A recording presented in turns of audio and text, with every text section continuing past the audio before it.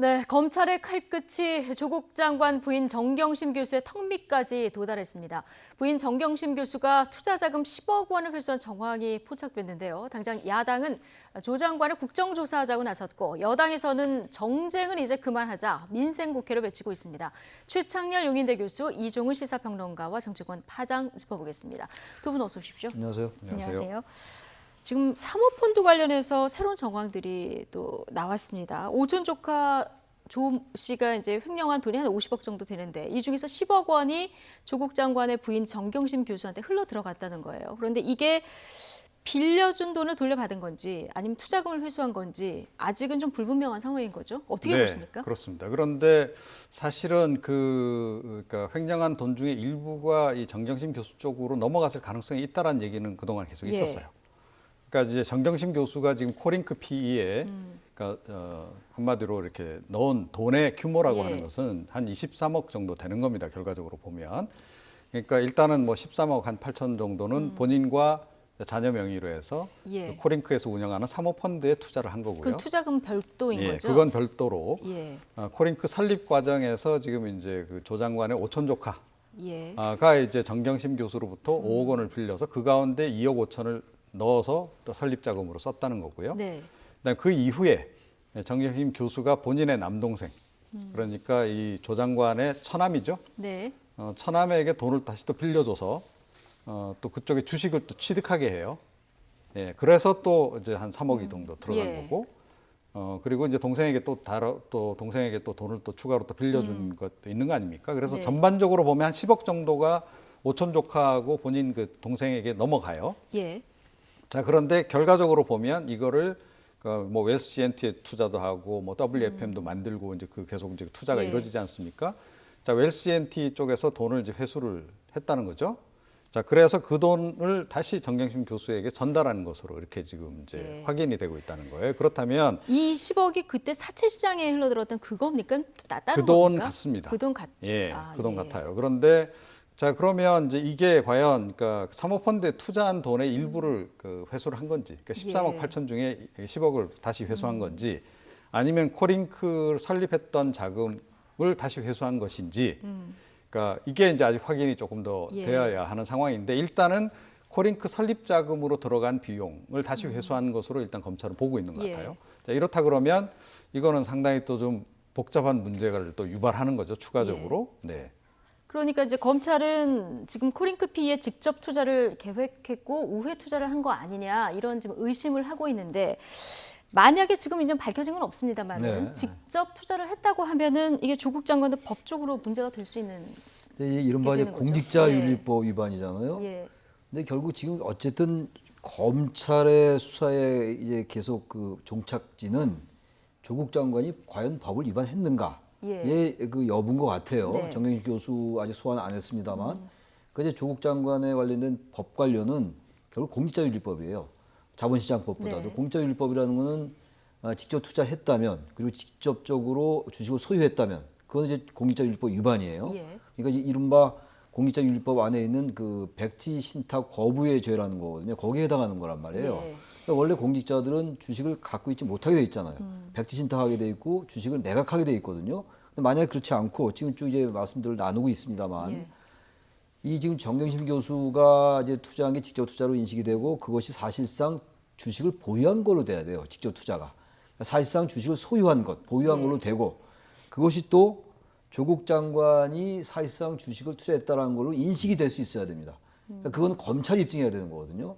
근데 그게 전 쉽지 않아 보여요. 그 고리가. 그래서 그게 이제 최종적으로 공직자윤리법 위반이라고 결론을 내려줘야 되는데 아직 그 단계까지는 아직 길이 많은 것 같아요. 검찰의 입장에서 볼 때는 그렇다는 거기까지 연결고리를 찾아가는 과정이 좀 쉽지는 않을 것이다. 그렇습니다. 이렇게 이제 말씀을 해주셨는데 지금 언론사 취재도 굉장히 뭐 아침마다 단독들이 쏟아지고 있어서 좀 따라가기도 쉽지 않을 정도인데 이러다 보니까 정경심 교수가 심경을 호소했어요. 너무 추측이 의혹이 되고 의혹 때문에 굉장히 인권 침해를 당하고 있다 이런 뭐 내용인데요. 그러니까 검찰이 자꾸 이제 피의 사실 공표하는 거 아니냐라고 하는 의혹을 이제 반대로 또 이제 본인이 자꾸 이제 제기를 하는 건데요. 그런데 뭐 변호사를 14명이나 선임을 하셨다면서요. 그렇다면 통상적으로는 이렇게 대응을 하질 않죠. 예, 통상적으로는 변호사를 통해서 검찰 쪽에 뭐 이런저런 피의 사실이 이렇게 나가고 있는데 봐서 우리가 보기에는 이게 검찰 쪽에서 자꾸 흘리는 것 같다. 네.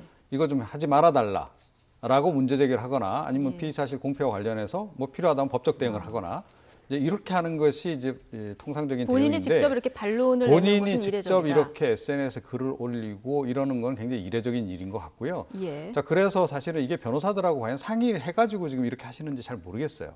왜냐하면 변호사들이 일단 개입을 하기 시작하면 본인들 입을 통하지 않고 이 개인이 직접 나서서 이렇게 해명한다거나 이런 걸 절대 금지를 시킵니다.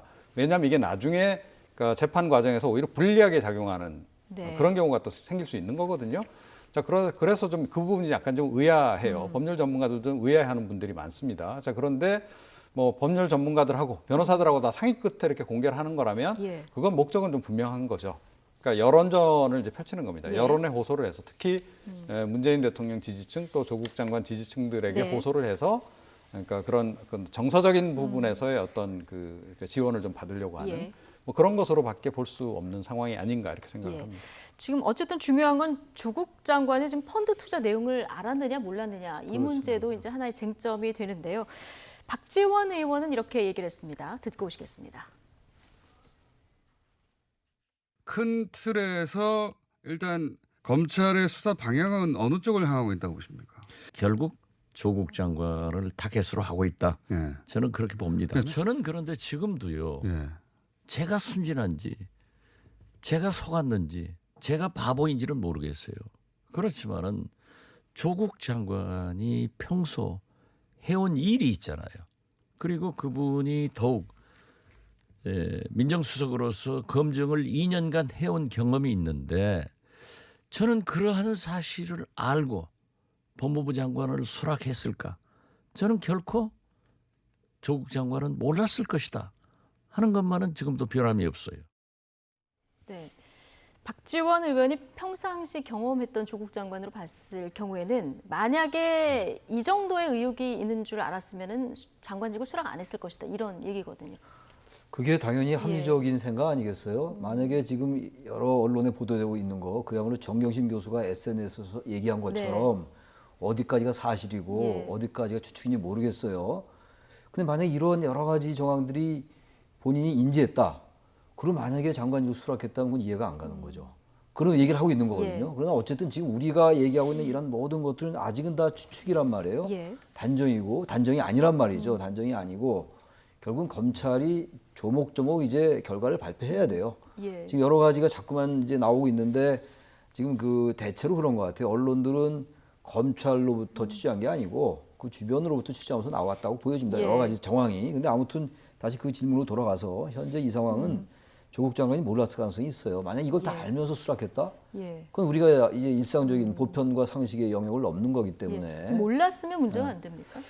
만약 몰랐다면은 최종적으로 몰랐는데 나중에 인지했다면 별 문제지만 모르고 나서 수락했다면 그 자체는 문제가 되지 않겠죠. 왜냐하면 결국은요 법률 위반인가 여부잖아요. 지금 보세요. 대개 이제 장관직을 낙마하거나 후보자 시절에 이런 거는 법률 위반보다는 이제 의혹으로 낙마한 경우가 꽤 많았는데 지금 조국 장관에게 관련된 여러 가지 논란들, 의혹들은 이미 그 단계는 지난 걸로 보여요. 이제 더 이상 이제 조국 장관이 윤리적이고 도덕적이고 검찰 개혁을 할 도덕적 정당성이 있느냐 여부는 넘은 단계이기 때문에 이제 진짜 실적법 위반이냐로 가야 된다. 그렇다면 이거는 정말 몰랐다고 한다면 그건 위반이 안 될 수 있는데 어쨌든 아까 제가 말씀드린 것처럼 최종적으로 검찰이 주식을 보유한 것으로 인식될 수 있을 정도로 조국 장관에게 그런 혐의가 있다면 그건 법률 위반인데 그렇지 않다면 그 공직자윤리법 위반을 입증하기는 쉽지 않아 보인다는 겁니다. 결국은 그 장관직 수행의 여부는 이제 법률 위반 여부가 있는지 없는지 이 검찰 수사를 끝까지 지켜봐야 된다. 얘기를 해주셨는데 오늘 박지원 의원은 또 조국 장관이 국회 또 예방했는데 사법개혁 성공해야 한다 이렇게 격려의 메시지 어떤 메시지를 낼지 굉장히 궁금했었는데 이런 메시지를 냈습니다. 앞서 저희가 또 전해드렸는데 어쨌든 좀 조국 공방으로 여야 갈등은 더 깊어진 이런 상황입니다. 민주당은 이제 정쟁 그만하고 민생 좀 챙기자 이런 목소리를 내고 있고요. 한국당은 조국 장관 부부를 함께 구속 수사해야 한다 이렇게 목소리를 더 강경하게 내고 있습니다. 함께 듣고 오시겠습니다.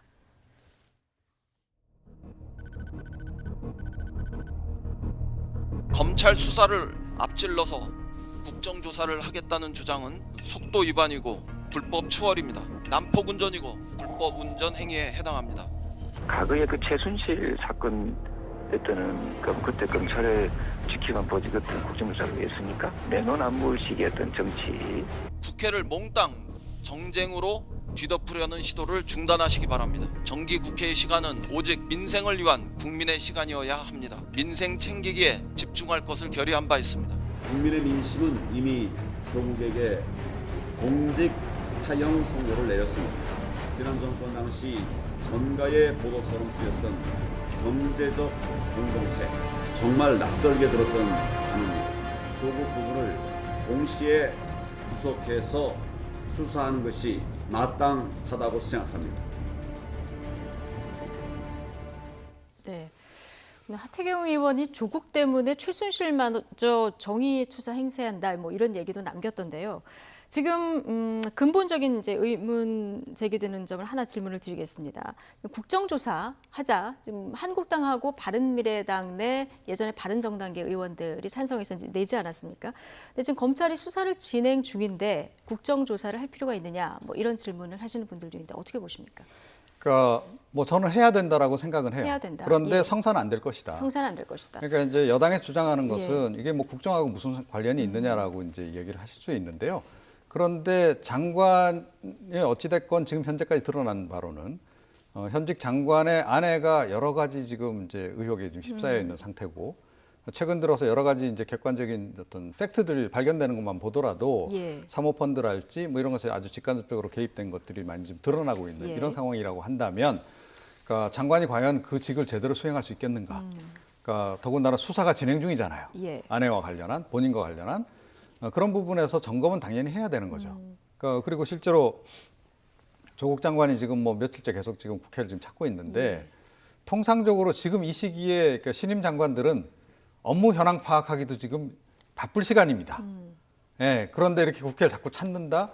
결국 본인의 어떤 그 정치적인 필요성 때문에 지금 그러는 건데, 그런 부분도 사실은 점검을 해야 되죠. 예, 그래서 어찌됐건 그런데 성사되지는 않을 것이다. 그러니까 여당으로서는 절대 받을 수 없기 때문에. 그러니까요. 지금 민주당과 정의당은 반대를 하고 있고요. 평화당하고 대한정치연대는 지금 유보 이런 상황이긴 한데, 바른미래당 내에서 호남계 의원들도 이게 딱 찬성을 하지 않는 상황이라서 말씀하신 대로 성사 가능성은 좀 높지는 않아요. 성사 가능성이 거의 저는 뭐 없을 것 같아요. 거의 없다. 거의 없어요. 그리고 국정조사가 합의되려면은 제적의원 과반수가 출석해서 출석의원 과반수가 찬성을 해야 되거든요. 그러니까 어쨌든 149명 정도가 여기에 찬성을 해야 되는데 지금 그런 상황이 아닙니다.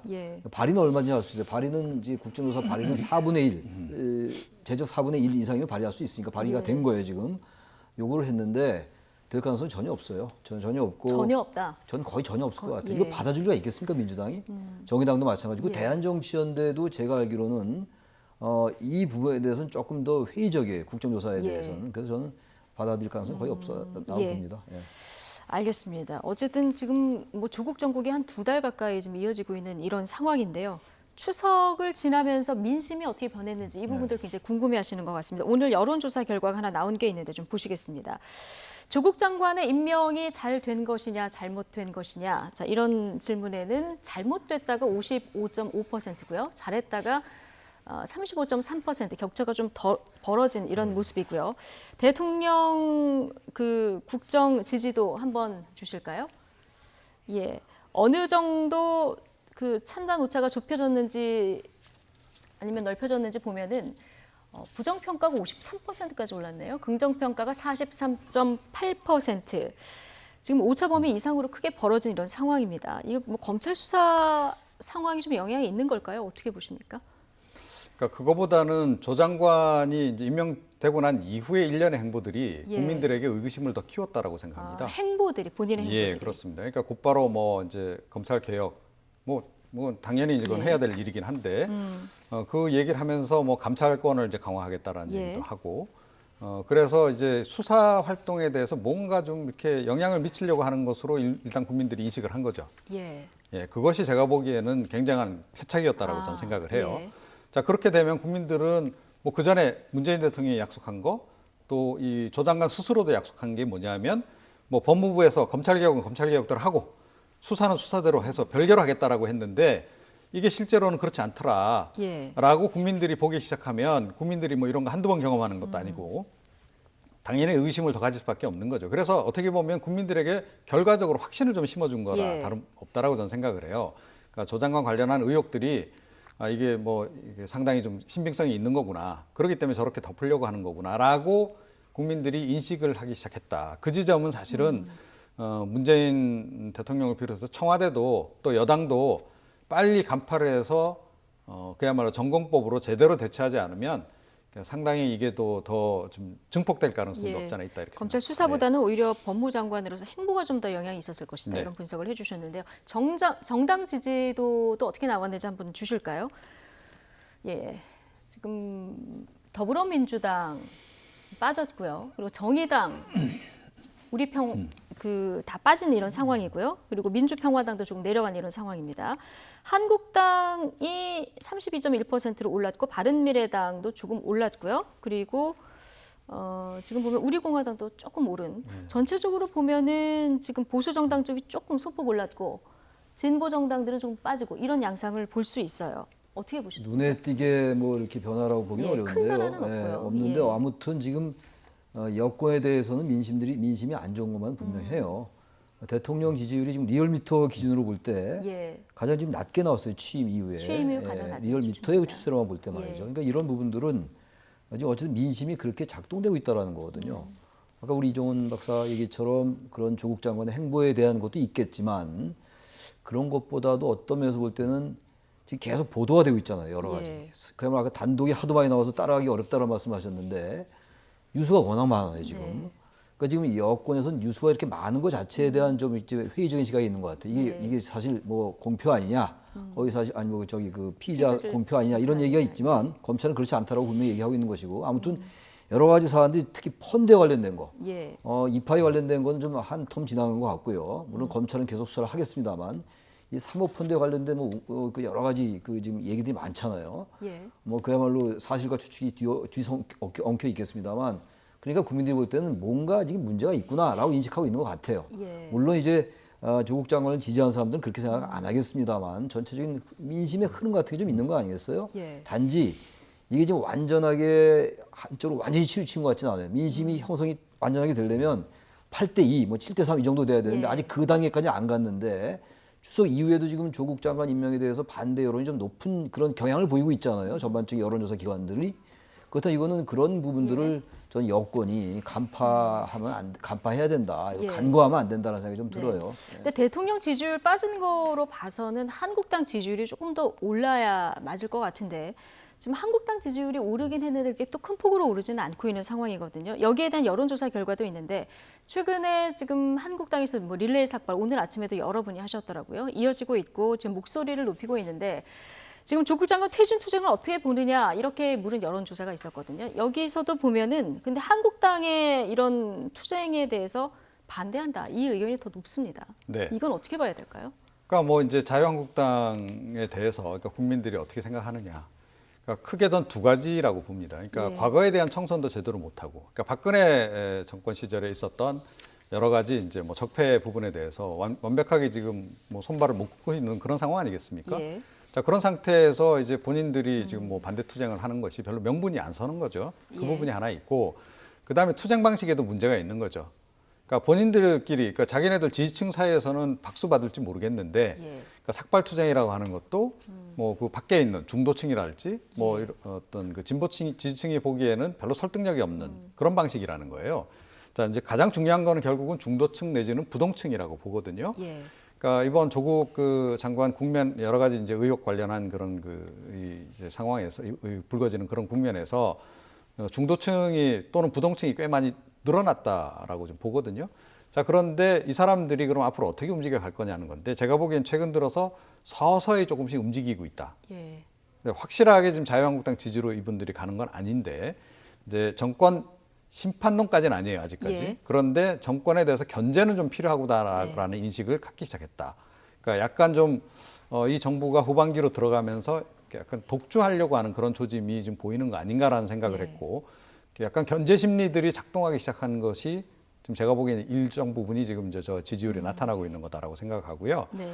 그러니까 그런 측면에서 사실은 자유한국당도 정말 정당 지지율을 끌어올리고 싶다면 그러니까 지금처럼 해서는 안 되는 거죠. 그러니까 중도층, 이른바 이제 외연 확장 얘기를 많이 합니다만 중도층의 마음에도 좀 이렇게 호소를 할 수 있는, 그래서 뭔가 설득력을 가질 수 있는 그런 전략 전술이 필요한 시점인 거죠. 네. 중도층, 무당층을 흡수할 수 있는 이런 어떤 전략이 지금 필요한 시점이다 이런 얘기를 해주셨는데, 지금 바른미래당은 아까 1% 조금 안 되게 오른 이런 모습을 보셨는데, 그런데 지금 또 집안 싸움으로 시끄러운 이런 상황입니다. 손학규 대표에게 나이가 들면 정신이 퇴락한다 이렇게 발언했던 하태경 의원, 당 윤리위로부터 당직 6개월 정지, 징계를 받았는데요. 자, 바른미래당 비당권파는 원천 무효다 이렇게 반발하고 있습니다. 영상으로 보고 오시겠습니다. 우리 당이 여당인지 야당인지 약간 사쿠라 정당 비슷하게 됐거든요. 문재인 정권하고 싸운 것 같기도 하고 문재인 정권 지키려고 하는 것 같기도 하고 뭐 이런 식의 같기도 뭐 이런 정당이 돼가지고 조국 사태를 기화로 보수연합을 꾀하는 것은 안국 정치를 왜곡하는 것입니다. 당을 분열시키고 기강을 물러나게 하는 행위를 결코 좌시하지 않겠습니다. 결코 좌시하지 않겠습니다. 한번 민주투사가 대통령이 되면 독재를 하는 경우도 있고요. 한번 민주투사가 당대표가 되면 당 독재를 하는 경우도 있습니다. 왜냐하면 나이가 들면 그 정신이 퇴락하기 때문이죠. 왜냐하면 나이가 들면 그 정신이 퇴락하기 때문이죠.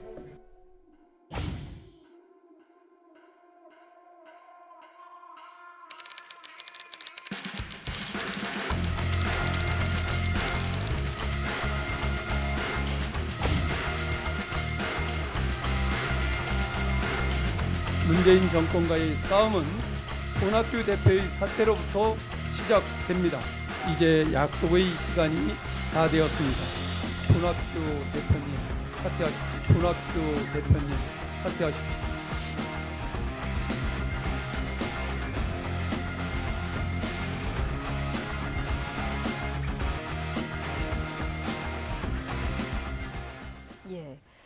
뭐 명백한 친위 쿠데타다, 비열한 사태다. 이 비당권파 측에서는 굉장히 강한 수위의 그 비난을 내놨는데요.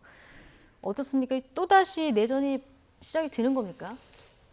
글쎄 지금 여기서 이 바른미래당 내용도 워낙 오래됐어요. 예. 조국 장관 관련도 거의 2달째나 마찬가지. 이건 더 오래됐습니다. 지금. 그렇죠. 예. 손학규 대표는 절대 물러날 수 없다는 입장이에요.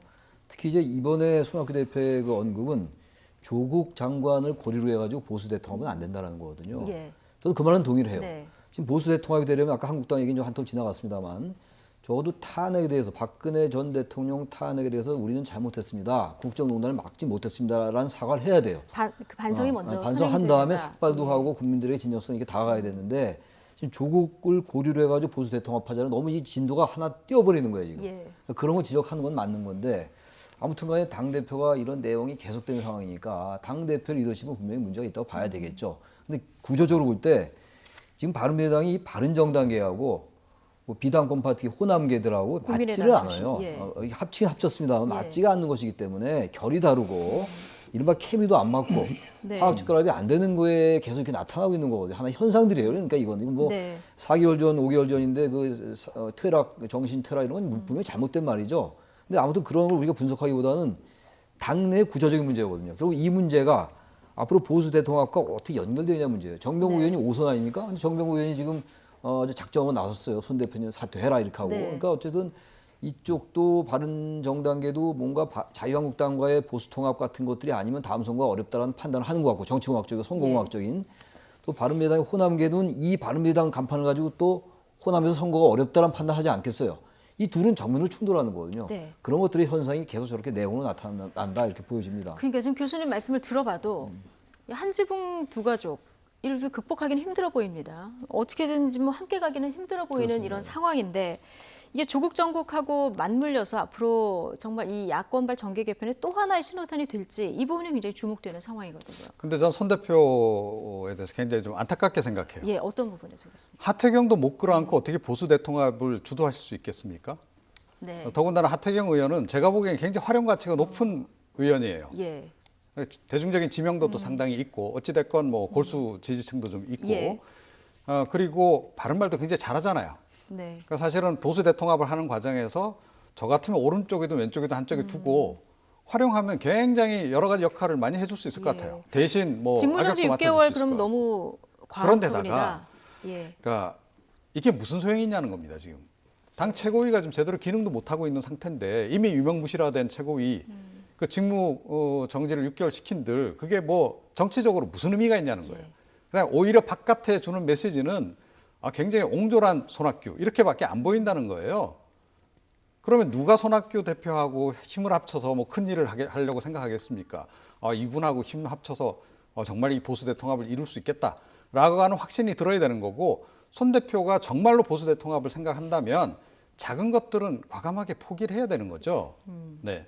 예. 여기서 그 이제 뭐 일리 있는 말씀인데 보수 대통합을 과연 손학규 대표가 바라고 있는가가 문제예요. 제가 볼 때 손학규 대표는 보수 대통합을 바라고 있지 않습니다. 그러니까 중도 개혁 세력의 어떤 통합을 바라는 것이지 보수 대통합을 해가지고 한국당과 같이 같은 생각이 없어요. 제가 알기는 그렇습니다. 예. 여러 번 인터뷰에서도 그게 많이 얘기했습니다. 얘기도 했고 그래서 이 부분이 기본적으로 차이가 있는 거예요. 하태경 의원하고. 제가 봐도 하태경 의원은 굉장히 보수면서도 이제 굉장히 뭐 바른 소리도 많이 해요. 네. 하는데 적어도 그런 한국당과 같이 가겠다는 생각을 가지는 의원들과 같이 할 생각이 없는 거예요. 손학규 대표는. 바로 그 점에서 계속 이제 마찰이 벌어지는 거다라는 생각이 됩니다. 그러니까요. 지금 뭐 한국당도 싫다, 민주당도 싫다. 그런데 바른미래당으로도 안 가는 이유가 지금 두 분 말씀하신 이 속에 다 들어있는 것 같습니다. 어쨌든 앞서 여론조사 흐름에서 봤듯이 조국 정국 때문에 지금 민주당은 조금 불리해진 이런 상황인데요. 개혁 공천 이미지를 이런 상황에서 조금 선점하려는 이런 모습이 보입니다. 지금 총선으로 방향을 돌리는 모습인데요. 최근 민주당에서 구체적인 의원 이름까지 거론되면서 물갈이설이 나오고 있었죠. 차현주 앵커가 관련 내용 전해드립니다. 어제 더불어민주당 창당 64주년 행사가 열렸습니다. 총선 압승을 다짐하는 결의대회였습니다. 이해찬 대표는 일치 단결해서 총선에서 승리하는 게 시급한 과제라고 강조했습니다. 그 정권을 뺏기고 나니까 우리가 만들었던 정책과 이 노선이 아주 산산이 부서지는 걸 보고서 정권을 뺏겨서는 절대로 안 되겠구나 하는 걸. 이해찬 대표의 이 말, 내년 총선을 앞두고 불거진 물갈이론을 의식한 발언으로 풀이됩니다. 최근 민주당 당내 분위기가 뒤숭숭한데요. 당내 중진과 86세대를 중심으로 불출마 확인서를 받는 등 현역 물갈이 분위기가 곳곳에서 감지되고 있기 때문입니다. 전략공천 1호 김수현 전 청와대 정책실장은 고심 끝에 총선 꿈을 접었고요. 국토부 김현미, 교육부 유은혜 장관도 총선 불출마설에 휩싸이며 중진 물갈이로 새 판을 짜기 시작한 게 아니냐는 추측이 나왔습니다. 일단 민주당은 이에 대해 사실 무근이라고 밝혔고 김현미 장관과 유 부총리 역시 결정된 바가 없다면서 출마의 여지를 남겼습니다. 거취 문제는 임명권자의 결정을 존중할 것이고요. 출마 의사가 확실히 있으신 거죠? 저요? 네. 지금 제 신분이 국회의원이기 때문에. 네. 하지만 이런 물갈이 분위기가 당내 갈등으로 비화할 가능성도 배제하기는 어려워 보입니다. 지난 17일 또 한 차례 작은 물결이 일기도 했는데요. 민주당의 한 중진 의원이 자신의 지지자로부터 받은 문자 메시지가 공개가 됐는데 결격 사유가 있거나 무리를 일으켜서 해당 행위를 하지 않았다면 누가 무슨 권리로 불출마를 강제할 수 있겠느냐 뭐 이런 거친 내용이 담겨서 논란이 됐습니다. 이에 해당 의원은 본인의 의견이 아니고 받은 내용의 일부일 뿐이라면서 이 대표에게 죄송하다는 말씀을 드렸다고 해명했습니다. 당이 지금 총선 앞두고 출마, 불출마, 교통정리를 하려고 하는데 지금 메시지 관리에 교통정리가 안 되는 것 같습니다. 대변인 말이 좀 달라지기도 했고 당사자들이 부인하는 이런 일도 있었어요. 정당이라는 게 원래 선거가 다가올수록 그 안에 이해관계가 굉장히 엇갈려요. 같은 당내 농촌지역 출신 다르고 도시지역 출신 다르고 어쨌든 그러나 우리나라 선거라는 게 특히 유권자들이 자꾸 바꾸기를 바래요. 이렇게 물갈이. 이른바 과거에 이제 젊은피 수혈 이런 말 많이 했잖아요. 어쨌든 3선, 4선 이런 것들, 이런 어떤 여러 다선 의원들에 대한 피곤감이 있는 거예요. 그래서 공천 개혁, 개혁 공천의 가장 첫째는 일단 많이 바꾼다. 그래서 항상 모든 선거가, 총선거가 그 교체율이 굉장히 높습니다. 근데 나중에 보면 결국은 같아지고 그러는데 적어도 민주당도 바로 그런 것 때문에 여러 가지 지금 의혹에 지금 특히 조국 장관 의혹에도 많이 휩싸여 있고 이런 상황이기 때문에 물갈이를 통해서 개혁 공천을 하겠다라는 그런 의지를 보이는 것 같긴 한데 당내 뭐 일정 부분 갈등은 불가피할 것 같습니다. 당분간. 예. 이걸 딛고 일정 부분 갈등을 딛고 민심을 되돌릴 수 있을지 이 부분도 주목되는데 어떻게 전망하십니까? 그러니까 핵심은 결국 이제 내년 총선 공천이 예. 비문 공천이 되느냐 안 되느냐에 달려 있죠. 그러니까 2016년 총선 당시에 결국 뭐 친박 공천 때문에 지금 자유한국당이 그러니까 뭐 본인들이 원했던 만큼 의석 확보를 못했던 거 아니겠습니까? 예. 저는 뭐 지금 이제 국민들 여론이 이번 조국 장관 임명 이후를 계기로 해서 좀 많이 좀 기류가 좀 바뀌고 있다. 아까 말씀드린 대로 심판까지는 아니어도 좀 견제하려고 하는 그런 심리들이 생기기 시작했다라고 전제한다면 예. 내년 총선도 그렇게 녹록지는 않을 것 같아요. 여당 입장에서 또 청와대 입장에서. 자, 그런 상태에서 원래 계획했던 대로 뭐 친문 공천을 좀 강화한다. 그러니까 결국 지금 이제 이루어지고 있는 이런 일련의 흐름들도 결국 비워야 이제 채울 수 있는 거 아니겠습니까? 예. 누구로 채우느냐는 건데 지금 뭐 정가에서는 대체로 뭐 결국 이제 그 친문 초선들로 다 채우지 않겠느냐라고 하는 관측이란 말이에요. 예. 청와대에서 그것 때문에 그만둔 지금 참모진들도 굉장히 예. 많고. 자, 그런데 그런 기조로 갔을 때, 그러니까 친문 공천으로 갔을 때 과연 이 판세가 어떻게 될 것인가? 예, 어떻게 될까요? 저는 조금 더 오히려 더 불리하게 작용할 수 있다. 그러니까 2016년 그 친박 공천, 그 진박 공천의 경험을 잘 좀 돌이켜 봐야 할 것이다 이렇게 생각합니다. 예, 어차피 물갈이를 할 거면 좀 대대적으로 하는 것도 필요하다 이런. 물갈이가 필요한데요. 그러니까 예. 특정 계파 중심으로 가게 되면 오히려 예. 위험할 수 있다는 말씀입니다. 알겠습니다. 오늘 두 분 말씀 여기까지 듣겠습니다. 최창렬 용인대 교수, 이종훈 시사평론가 두 분과 함께했습니다. 고맙습니다.